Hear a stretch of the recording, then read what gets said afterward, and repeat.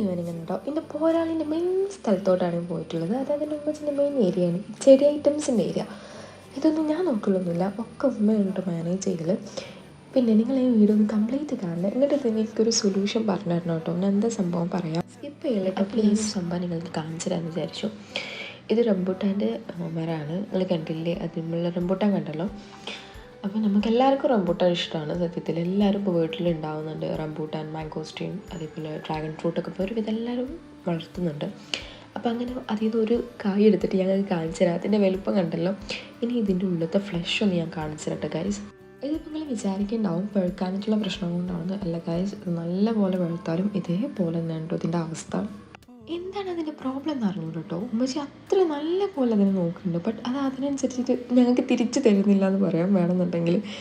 അപ്പോൾ നിങ്ങൾക്ക് എന്തെങ്കിലും ഇതിന് സൊല്യൂഷൻ അറിയണമെന്നുണ്ടെങ്കിൽ ഒന്ന് കമൻറ്റ് ചെയ്യണം കേട്ടോ. പിന്നെ എന്നെ കൂടാതെ എൻ്റെ ചാനൽ സബ്സ്ക്രൈബ്